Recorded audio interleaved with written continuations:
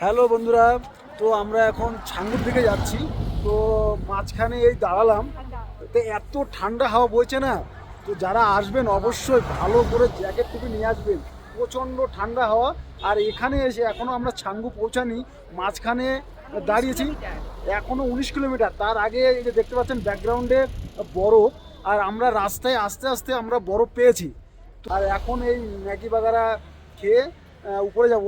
আমাদের জ্যাকেট সঙ্গে আছে, টুপি আছে, তারপরেও আমরা এখান থেকে আবার জ্যাকেট ভাড়া নিলাম, কারণ এত হাওয়া বইছে এখানটায়, মানে কি বলবো, প্রচণ্ড পরিমাণে ঠান্ডা কনকনে হাওয়া। আর উপরে গিয়ে তো আমাদের আবার অনেকটা ওয়াকিং, মানে হেঁটে তারপর যেতে হবে দেখার জন্য।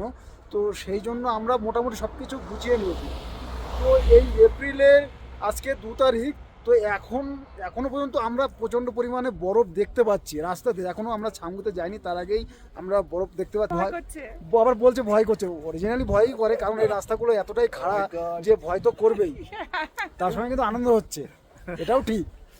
তো সব কিছু মিলিয়ে এই যে জার্নিটা, ব্যাকগ্রাউন্ড দেখতে পাচ্ছেন। আর এখান থেকে আমরা খাবো, তে বরফ আমরা দেখতে পাচ্ছি।